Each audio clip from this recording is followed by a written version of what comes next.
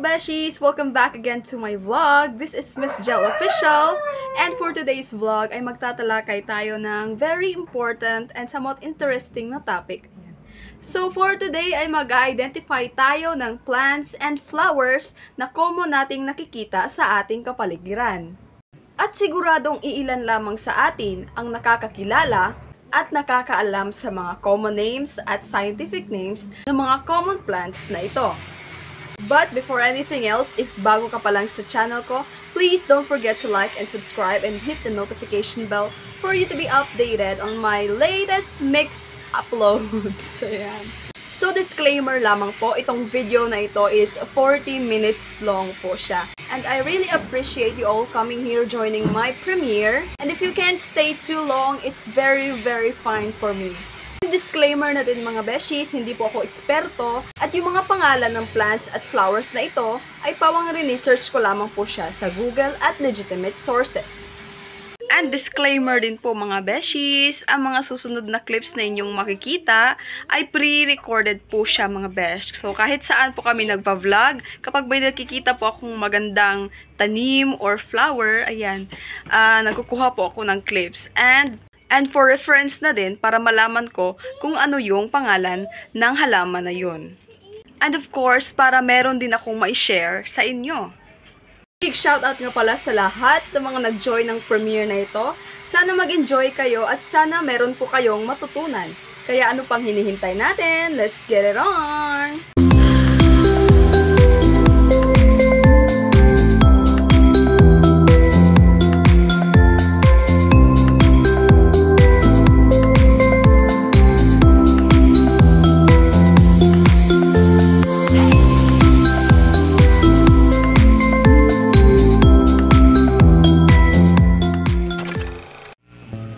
Itong punong kahoy na ito ay tipikal nating nakikita kahit saan.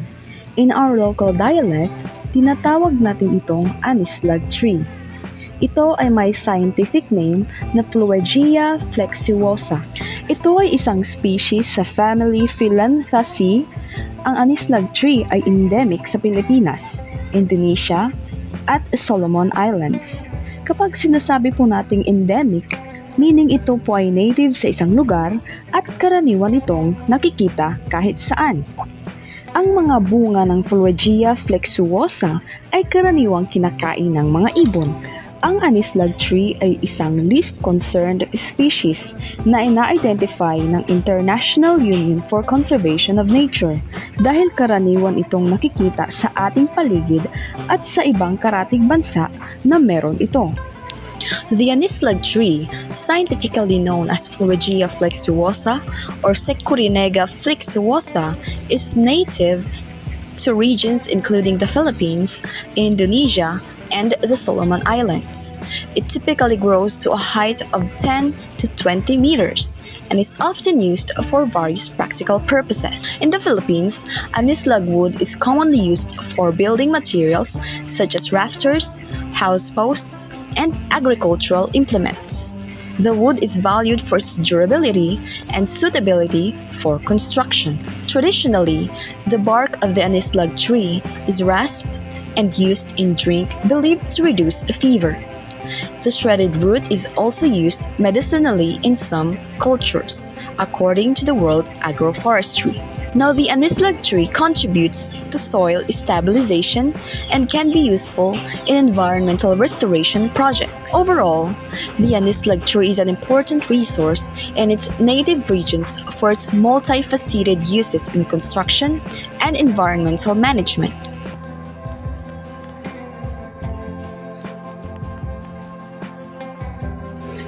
Itong pangalawang tanim natin ay nakita ko lang sa bakuran namin at syempre na-curious din ako anong pangalan kaya sabay-sabay natin itong alamin. Ito ay may scientific name na Polychias fructicosa. Ito ay may common name na Ming aralia, Ming tree, or Aralia golden.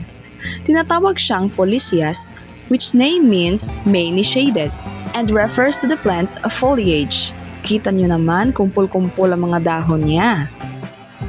Nakikita ito sa bansang India at Polynesia at sa ibang tropical areas katulad dito sa Pinas. Tumataas ito ng 6 to 8 feet tall. and commonly dinidisplay as indoor and decorative plant or for landscaping. Ang Polycias fructicosa ay kilala bilang isang shrub. Kapag sinasabi nating shrub, mayroon lamang silang single woody stem, from which branches grow to form a crown. Kumbaga, maumbok po siya tingnan. Polycias fructicosa, commonly known as Ming Aralia or Ming fern, is a tropical plant belonging to the Araliaceae family. It is native to regions in Southeast Asia, the Pacific Islands, and northern Australia. Polycias fructicosa has compound leaves that are glossy green, typically with 7 to 9 lanceolate leaflets. Now it grows upright and can reach heights of 2 to 3 meters under optimal conditions. And like many indoor plants, this plant is also known for its ability to improve indoor air quality by filtering out pollutants such as formaldehyde and benzene. Ang pangatlong halaman natin ay kilala na natin ito.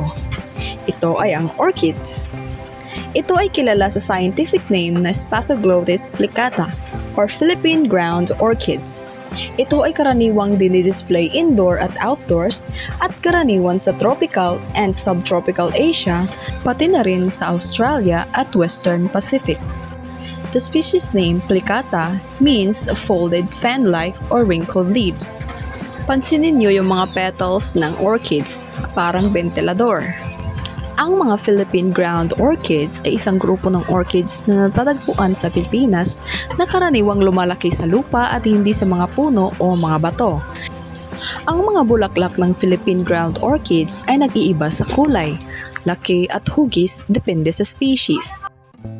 Madalas sila nagpapakita ng mga mabibigat na kulay tulad ng mga nuansa ng purpura or purple, rosas, dilaw at puti. May mga species na may napakagandang mga bulaklak na may magandang disenyo at marka, samantalang ang iba ay mas simple.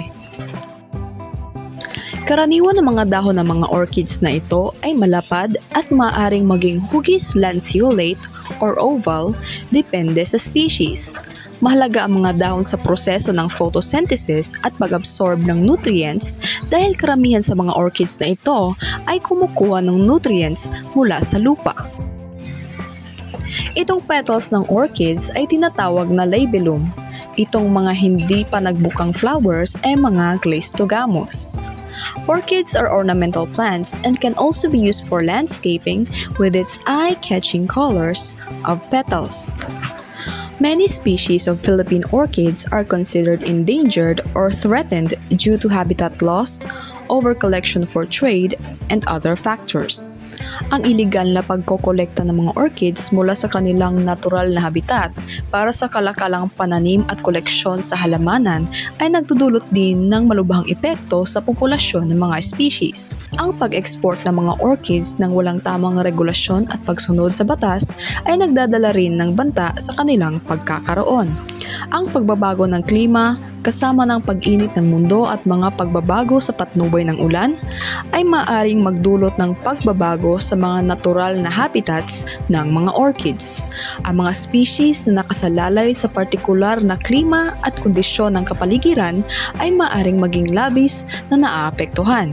And that's why several conservation efforts are underway to protect Philippine orchids, including habitat restoration, legal protection, and public awareness campaigns. Moving on to our next plant ay kilala sa local name na sambong. May scientific name ito na Blumea balsamifera. Ang sambong ay isang medicinal plant native to Southeast Asia, including the Philippines, where it is commonly used in traditional medicine. Sambong is a shrub that typically grows up to 2 meters tall. It has elongated leaves that are serrated and emit a pleasant aroma when crushed.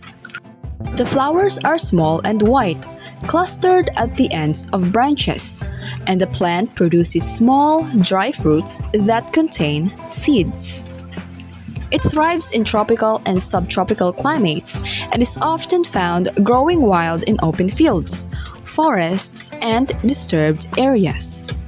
Sambong has been traditionally used in Philippine folk medicine for its purported health benefits, particularly in treating various ailments.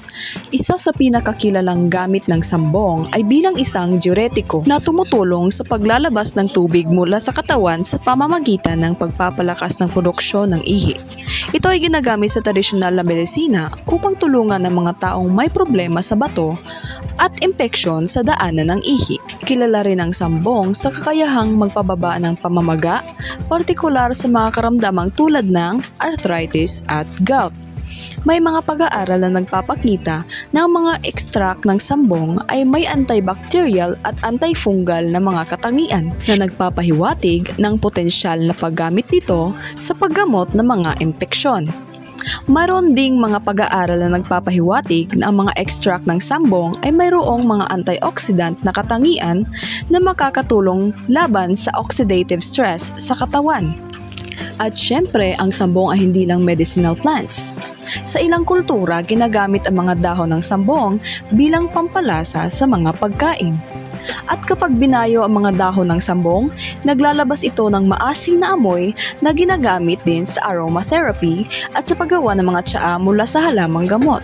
Bukod sa kanilang medisinal na halaga, ang mga lokal na komunidad sa Pilipinas ay nagpapatuloy sa kanilang tradisyonal na paggamit at pagpapahalaga sa sambong bilang mahalagang bahagi ng kanilang kultura at kalusugan. Itong tanim na ito ay maraming nakakakilala sa atin. Ito ang tinatawag na Aglaonema plant. Also known as the Chinese evergreen, is a popular indoor plant with origins in the tropical and subtropical regions of Asia. It's a member of the Araceae family and is known for its striking foliage which varies in shape, size, and color. The plant is also known as the lucky plant due to its association with good fortune in Chinese culture. Aglaonema plant thrives best in medium bright indirect light. It can also tolerate low light conditions, but it may affect the plant's growth and cause it to grow more slowly. It's best to place the plant directly in or near a window. An Aglaonema plant can tolerate normal room humidity but can benefit from higher humidity levels. Ang Aglaonema ay kilala sa kanyang malalaking mabibilog na mga dahon na may mga marka ng variegation. Ang mga dahon nito ay maaaring magkaroon ng mga kulay tulad ng berde, puti, abo, dilaw o pula, depende sa species at variety ng halaman. Ang ilan ay may mga anyo ng dahon na malapad, lantaran o may mga bihirang pattern ng variegation na nagbibigay ng kanilang kakaibang hitsura. Variegated plants are those with leaves with more than one color. They may be marked with different color dots, blotches, speckles, stripes, or edges. Ang variegation ay nagbibigay ng kakaibang hitsura at interes sa mga dahon ng mga halaman tulad ng Aglaonema. Ito ay nagdaragdag ng estetikong halaga at nagpapakita ng mga natatanging katangian ng bawat halaman na mayroon ito. Ang variegation ay maaaring sanhi ng mga genetic na pagbabago sa halaman. Ito ay maaaring mangyari kapag nagkaroon ng mga mutation sa mga genes na nagkukode para sa pag-produce ng mga kulay na pigments sa dahon. Ang mga mutation na ito ay maaaring maging sanhi ng hindi regular na distribusyon ng mga pigments sa mga selula ng dahon na nagre-resulta sa mga pattern ng kulay na iba sa normal na halaman. Sa ilang mga kaso, ang mga viral infections ay maaaring magdulot ng variegation sa mga dahon ng halaman. Ang mga virus na nakakaapekto sa paglago ng halaman ay maaaring magdulot ng mga hindi karaniwang pagbabago sa kulay at anyo ng mga dahon bilang bahagi ng kanilang epekto sa halaman.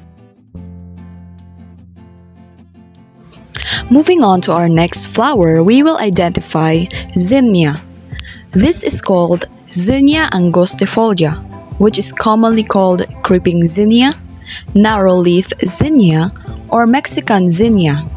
It is a compact, bushy annual that typically grows up to 8 to 16 inches tall on hairy branching stems. Zinnia angustifolia is a species of zinnia that differs somewhat from the more commonly known Zinnia elegans. Zinnia angustifolia produces small daisy-like flowers that are typically bright yellow or orange, though there are cultivars with white or red flowers as well. Each flower head consists of several petals arranged around a central disc. The flowers are also smaller compared to Zinnia elegans, usually about 1 to 2 inches in diameter. The Zinnia angustifolia is native to Mexico and is adapted to warm, dry climates, especially to the tropical countries. It is commonly grown as an annual ornamental plant in gardens and landscapes. It thrives in full sun and well-drained soil, tolerating heat and drought once established. The stems of Zinnia angustifolia are typically slender and branching, supporting the compact growth habit of the plant. The leaves are narrow and lance-shaped, giving the plant its specific epithet angustifolia, which means narrow-leaved. They are usually medium green in color and have a slightly rough texture. Zinnia angustifolia is a charming and compact flowering plant with small colorful blooms that add a cheerful splash of color to gardens throughout the growing season. Its adaptability to hot and dry conditions makes it a popular choice for gardeners in regions with warm climates. Next flower is called Melampodium divaricatum, commonly known as butter daisy.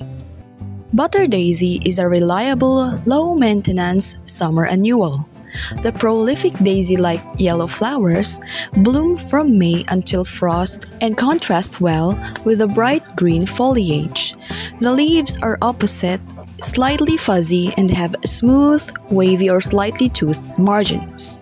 It is one of the easiest annuals to grow in well-drained soils and full sun. Once established, Melampodium is drought tolerant and only requires watering if overly dry. Melampodium is a species of flowering plant in the Asteraceae family, commonly known as Blackfoot daisy or mountain sneezeweed. It is native to parts of North America, including Texas and New Mexico, and is valued for its profuse blooms of small daisy-like flowers with yellow centers and white petals. It typically grows in rocky or sandy soils and is known for its drought tolerance and its ability to attract pollinators like bees and butterflies. Ang Melampodium divaricatum ay hindi pa ubos o extinct. Ito ay isang species ng halaman na kilala rin bilang Blackfoot daisy. Bagaman hindi ito masyadong kilala sa Pilipinas, ito ay may sapat na populasyon sa mga natural na habitat nito, partikular sa mga lugar sa Hilagang Amerika tulad ng Texas at New Mexico. Gayunpaman, ang pangangalaga sa likas na kapaligiran at pagpapanatili ng kanilang habitat ay patuloy na mahalaga upang maiwasan ang posibleng pagbawas sa kanilang populasyon.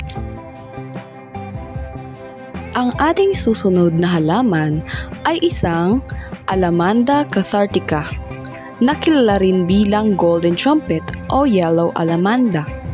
Ay isang halamang namumulaklak na nasa pamilya ng Apocynaceae. Ito ay isang ornamental na halaman na katutubo sa Brazil. Ngunit ito rin ay itinatanim sa maraming lugar bilang dekoratibong halaman dahil sa kanyang magandang bulaklak na kulay dilaw. Ang Alamanda cathartica ay kilala sa kanyang malalaking bulaklak na hugis trumpeta na naglalabas ng mabango at makulay na mga bulaklak sa buong taon. Gayunpaman, malaga ang pag-iingat sa paggamit nito dahil ang lahat ng bahagi ng halamang ito ay maituturing na toksiko kapag nilunok o natakan. Ang golden trumpet ay hindi katutubo o endemic sa Pilipinas. Ito ay isang halamang ornamental na likas sa Brazil at itinatanim sa maraming lugar bilang dekorasyon dahil sa magandang kulay dilaw na bulaklak nito. Sa Pilipinas, ito ay madalas na makikita bilang isang halaman sa mga hardin o mga pribadong taniman. Golden trumpet is a shrubby vine that can grow up to 2 to 3 meters tall.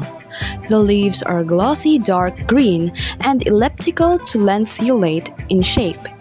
They are arranged opposite each other along the stems. The stems are woody and often climb or sprawl if not supported. They can develop a somewhat vine-like habit, especially when trained on a support.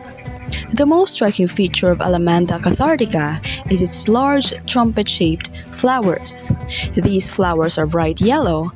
They typically have 5 petals fused together at the base, forming a tubular structure that flares out into a trumpet shape. After flowering, Alamanda cathartica produces elongated cylindrical fruits that are about 10 to 15 centimeter long. These fruits contain numerous seeds. It's important to note that all parts of Alamanda cathartica are considered toxic if ingested, causing gastrointestinal irritation and other symptoms if consumed by humans or animals. Moving on to our next plant is a type of fern. This has a scientific name of Nephrolaphis exaltata, commonly known as the Boston fern or sword fern. It is a species of fern native to tropical regions of the Americas from Florida to South America. It is widely cultivated as an ornamental plant due to its graceful arching fronds and ability to thrive in shady, humid environments. The fronds of Nephrolaphis exaltata are long lance-shaped and pinnately divided, giving them a feathery appearance. They can grow up to 1 meter in length and are borne on long, slender stems. In the wild, Boston ferns are often found growing as epiphytes on trees or in moist, shady areas on forest floors. They prefer humid conditions and indirect light. Boston ferns are popular as houseplants and in gardens for their ornamental foliage. They are often used in hanging baskets, as ground cover in shaded areas, or as accent plants in tropical garden settings. Nephrolaphis exaltata can be propagated by division of the rhizomes or by spores. It is a relatively low-maintenance plant that benefits from regular watering to keep the soil consistently moist. Ang Nephrolaphis exaltata, na kilala bilang Boston fern, ay hindi endemiko sa Pilipinas. Ito ay isang uri ng halamang ornamental na nagmumula sa mga rehiyon na may tropikal na klima. Karaniwan itong matatagpuan sa mga tropikal na lugar sa buong mundo, kabilang na rin sa Pilipinas, kung saan ay may madalas na itinatanim bilang ornamental na halaman dahil sa kanyang magandang hugis at dahon. So sa makikita ninyo, ang dahon nito ay karaniwang malaki, makapal at pino ang hugis. Ang Boston fern ay hindi sakop ng IUCN Red List ng mga uri na may least concern status dahil ito ay isang karaniwang ornamental na halaman na hindi nanganganib sa pagkawala sa kalikasan. Ang susunod na tanim na ating pangangalanan ay ang tinatawag na Chelocostus speciosus o kilala rin bilang crepe ginger or spiral flag sa Ingles. Ito ay isang uri ng halamang perennial na native sa mga tropikal na rehiyon ng Asya, partikular sa India, Malaysia, Indonesia at pati na rin sa Pilipinas. Lumalaki ito mula sa mga rhizome at maaaring umabot ng taas na 6 hanggang sa 9 na talampakan. May malalaking dahon na hugis lanceta na kulay berde at maaaring umabot ng hanggang 2 talampakan ang haba. Ang pinakamapansin na bahagi ng Chelocostus speciosus ay ang kanyang magarbong bulaklak. Ang mga ito ay nagmumula sa mga terminal spike o cluster sa tuktok ng mga tangkay. Bawat bulaklak ay tubular at karaniwang may matingkad na kulay kahel o pula na may texture na parang crepe, kaya tinatawag itong crepe ginger. Ipinagkakaloob ito bilang isang ornamental na halaman sa mga hardin at taniman dahil sa magandang dahon at makulay na bulaklak. Ginagamit ang iba't ibang bahagi ng halaman kabilang ang rhizomes at mga dahon sa tradisyonal na gamot. Pinaniniwala ang mayroon itong mga katangian na anti-inflammatory, antifungal at pampalusog sa tiyan na kinukonsider sa ibang kultura. Bagaman ito ay kilala sa tradisyonal na medisina, mahalaga pa rin na kumukonsulta sa isang profesional na doktor o herbalist bago gamitin ang anumang uri ng halamang gamot. Ito ay upang tiyakin na ang paggamit nito ay ligtas at epektibo para sa partikular na pangangailangan ng pasyente. Bukod sa pagiging popular na halaman sa hardin at sa paggamit sa tradisyonal na medisina, may kultural na kahalagahan din ang Psilocystus speciosus sa mga komunidad kung saan ito matatagpuan. Kung saan ito ay madalas na bahagi ng lokal na mga alamat at tradisyonal na mga gawain. Sa kabuuan, ang Psilocystus speciosus ay kilala sa kanyang halaga bilang ornamental na halaman at tradisyonal na gamot, kaya't ito ay isang mahalagang halaman sa mga taniman at medikal na konteksto. Ang ating susunod na halaman ay tiyak na marami kayo nito. Ito ay ang bougainvillea. Ang bougainvillea ay isang matatag na halamang baging na karaniwang makikita sa mga tropikal at subtropikal na lugar. Ang bougainvillea ay isang uri ng halaman na kilala sa mga makukulay at magagandang bulaklak. Ito ay isang genus ng mga halamang namumulaklak na katutubo sa Timog Amerika, partikular sa Brazil, Peru at Argentina. Ang mga bulaklak ng bougainvillea ay maliliit at puti, ngunit napapalibutan ito ng malaki at matingkad na bracts na karaniwang kulay rosas, pula, lilac, orange, puti o dilaw. Ang bougainvillea ay maaaring umakyat at tumubo bilang isang baging o isang palumpong, depende sa pag-aalaga at pag-trim nito. Karaniwang ginagamit ito bilang ornamental na halaman sa mga hardin, bakod at pader dahil sa kanyang kakayahang umakyat at magbigay ng makulay na display. Kilala rin ang bougainvillea sa kanyang pagiging matibay at kakayahang mabuhay sa mainit at tuyo na klima. Ang stem ng bougainvillea ay karaniwang woody o makahoy at matibay. Habang ito ay bata pa, ang stem ay berde at medyo malambot, ngunit sa paglipas ng panahon, ito ay nagiging brown at mas matigas. Ang mga mature na stem ay may mga tinik o mga matutulis na bahagi na nagsisilbing proteksyon ng halaman. Ang mga tinik na ito ay tumutulong sa bougainvillea na umakyat at kumapit sa mga kalapit na estruktura tulad ng bakod, pader o iba pang mga halaman. Ang mga sanga ng bougainvillea ay maaaring magpakita ng pagkalikot o pagkakabaluktot na nagbibigay daan sa kanila na mag-ugat at kumalat ng mas malawak. Ang stem ay may kakayahang magbigay ng suporta sa mabibigat na kumpol ng mga bulaklak at saka ng dahon na nagbibigay ng malusog at malago na itsura ng halaman.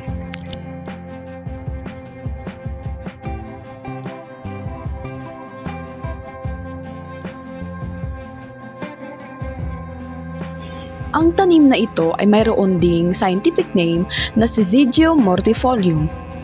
Ito ay isang uri ng halaman na kabilang sa pamilya Myrtaceae. Kilala rin ito sa tawag na brush cherry, red lip o kelatpaya sa ilang mga rehiyon.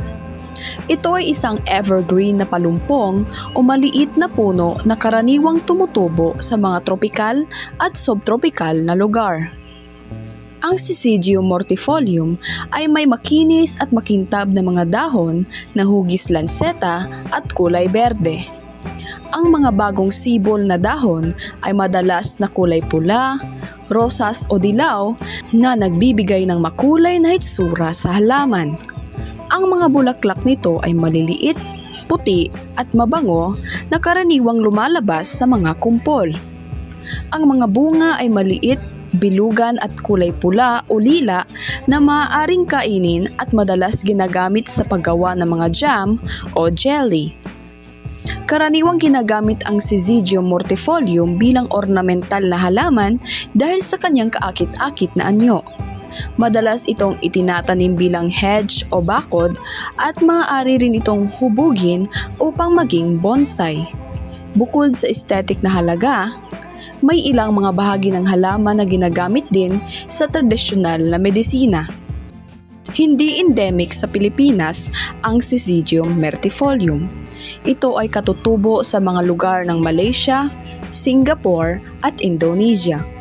Gayunpaman, ito ay maaaring matagpuan at itinatanim sa iba't ibang bahagi ng Timog Silangang Asya kasama na ang Pilipinas bilang isang ornamental na halaman dahil sa kanyang kagandahan at versatility sa landscaping. Itong bulaklak na ito ay isa ring Alamanda Blanchetti, commonly known as purple alamanda. It is a species of flowering plant in the Apocynaceae family. Katulad din siya sa golden trumpet, kaso nga lang ang kulay ng kanyang bulaklak ay purple. This plant is native to Brazil and is popular in tropical and subtropical gardens for its attractive and vibrant flowers. Ang kulay ng mga bulaklak ay karaniwang kulay lilac o purple, ngunit maaari ring magpakita ng iba't ibang shade mula light lavender hanggang deep purple. Ang mga bulaklak ay mayroon ding trumpet-shaped na may malawak na bukas na bunganga. Ang bawat bulaklak ay may 5 petals na magkasama na lumilikha ng tubular na anyo. Ang bulaklak ay malaki at karaniwang umaabot sa 5 to 7 centimeters ang diameter. Ang mga petals ay malambot at madalas na makinis na nagbibigay ng kaakit-akit na itsura.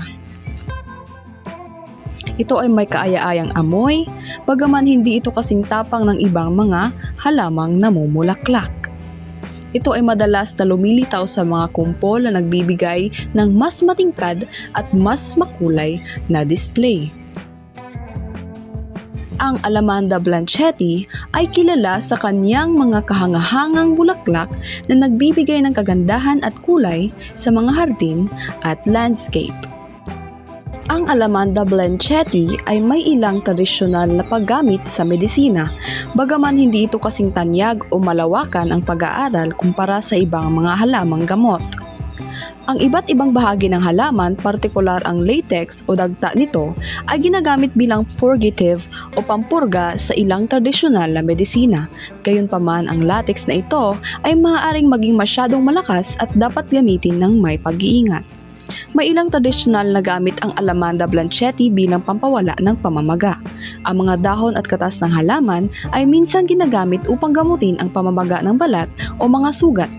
May ilang pag-aaral na nagpapakita ng potensyal na antimicrobial properties ng Alamanda Blanchetti, bagaman kailangan pa ng karagdagang pananaliksik upang patunayan ang bisa nito at tukuyin ang mga tamang doses.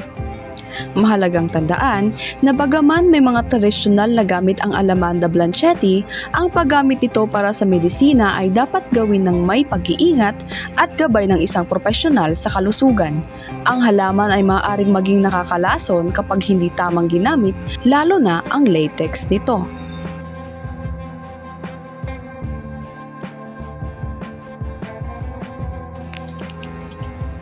Ang blue butterfly pea plant, na kilala rin sa scientific name na Clitoria ternatea, ay isang tropikal na halaman na madalas ginagamit bilang ornamental at medicinal plant. Meron itong common names na blue butterfly pea, Asian pigeon wings, blue pea, Kordofan pea, at saka Darwin pea. Ang kulay ng bulaklak ay karaniwang matingkad na asul na may puting gitna, bagaman may mga varieties na kulay puti. Ang bulaklak ay hugis butterfly na may 5 petals. Ang pangunahing petal ay malaki at bilugan na bumubuo ng hugis ng pakpak ng butterfly. Ang bulaklak ay karaniwang umaabot sa 4 to 5 cm ang diameter. Ang mga dahon naman ay ovate o hugis itlog na may makinis na gilid. Ang mga dahon din ay maliit hanggang medium-sized, karaniwang umaabot sa 2 to 5 cm ang haba. Ang Clitoria ternatia ay isang climbing vine na maaaring umabot ng 3 hanggang 4 na metro ang haba. Ito ay may kakayahang kumapit sa mga suporta gamit ang mga tendrils. Ang mga stems ay payat at may kakayahang gumapang o umakyat sa mga kalapit na estruktura. Ang mga bunga ay mahaba at manipis na mga pods.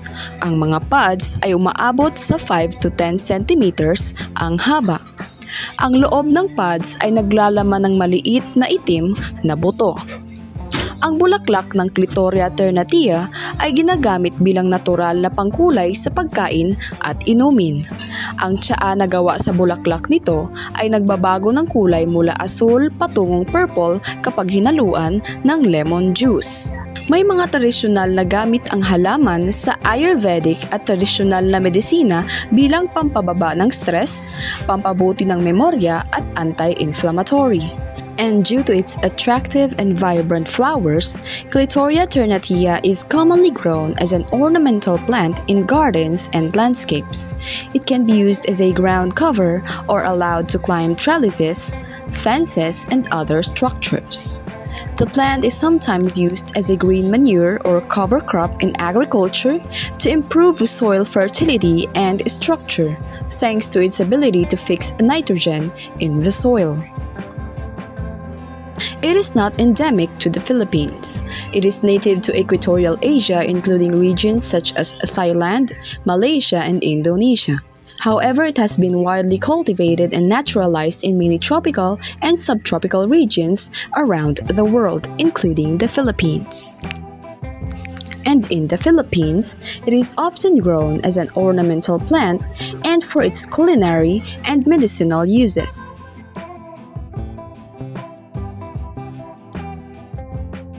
Ang pink amaryllis ay isang uri ng bulaklak na kilala sa malalaki at magaganda nitong mga bulaklak. Karaniwang tumutukoy ito sa mga bulaklak ng genus Hippeastrum na kadalasang tinatawag na amaryllis, bagaman ang tunay na amaryllis ay kabilang sa genus Amaryllis belladonna. Ang mga bulaklak ay may iba't ibang shade ng pink, mula sa pale blush hanggang sa matingkad at vibrant na pink. May mga uri na may stripes o iba't ibang intensidad ng kulay. Ang mga bulaklak ay hugis trumpeta na may 6 na petals na nakabuka ng malawak. Karaniwang malalaki ang mga bulaklak na umaabot sa 15 to 25 centimeters ang diameter, na nagpapatingkad sa kanilang kagandahan. At ang bawat bulb ay karaniwang naglalabas ng 2 hanggang sa 6 na bulaklak sa isang tangkay. Ang mga dahon nito ay pahaba at makitid na parang laso. Karaniwang berde at makintab ang mga dahon at maaaring umaabot ng 45 to 60 centimeters ang kanilang haba. Ang amaryllis ay tumutubo mula sa isang malaking bulb na nag-iimbak ng mga nutrients para sa halaman at nagbibigay daan sa paglabas ng malalaking bulaklak.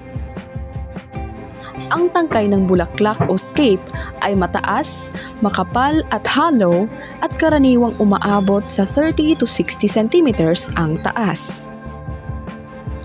Mas gusto ng amaryllis ang maliwanag na hindi direktang liwanag. Maaari rin itong tiisin ang kaunting direktang sikat ng araw, lalo na kapag itinatanim sa loob ng bahay. Mahalaga ang well-draining na lupa. Ang isang mix na idinisenyo para sa mga bulb o general purpose potting mix na may halong buhangin o perlite ay angkop. Diligan ng halaman kapag tuyo na ang ibabaw ng lupa. Ang sobrang pagtutubig ay maaaring magdulot ng pagkabulok ng bulb, kaya't mahalaga ang magandang drainage. Nabubuhay sila sa temperatura sa pagitan ng 15 to 24 degrees Celsius o 60 to 75 degrees Fahrenheit. Ang pink amaryllis ay popular bilang ornamental plants dahil sa kanilang kagandahan at matingkad na bulaklak.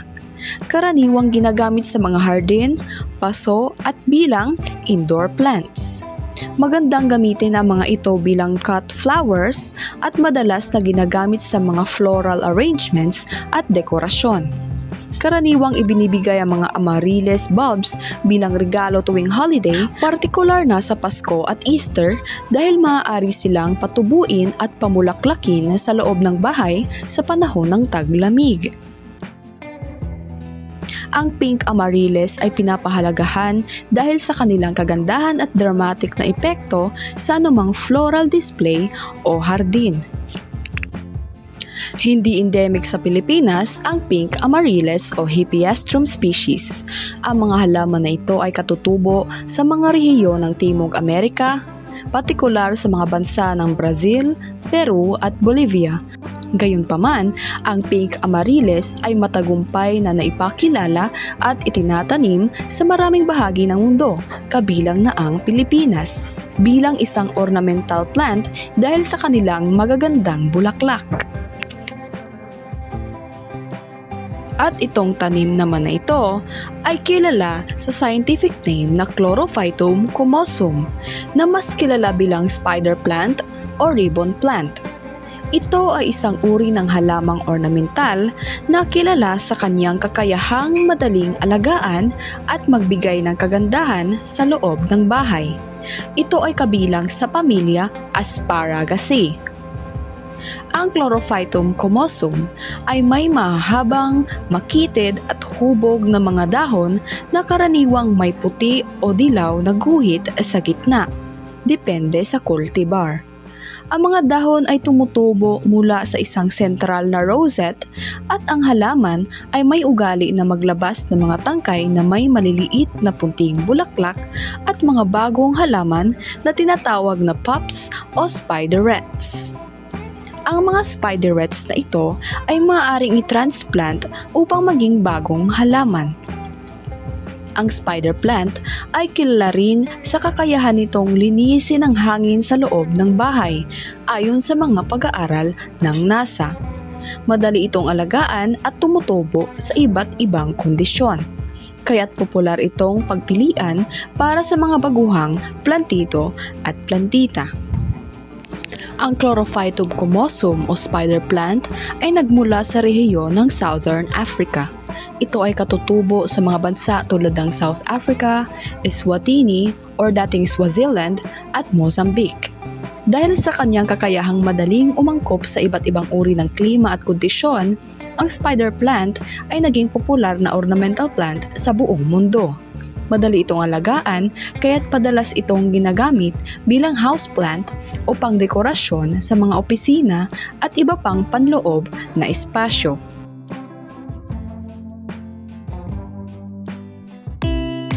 Mga beshies, natapos na naman ang episode na ito na marami tayong natututunan sa pag-identify ng mga tanim sa ating paligid. Sana ay marami po tayong natutunan at sana po ay na-inspire tayo na mas kilalanin pa ang mga halaman sa ating paligid. Sana po ay nagustuhan ninyo ang video na ito. Huwag po ninyong kalimutan mag-like, share, and subscribe sa ating YouTube channel. Kita-kits ulit sa next episode!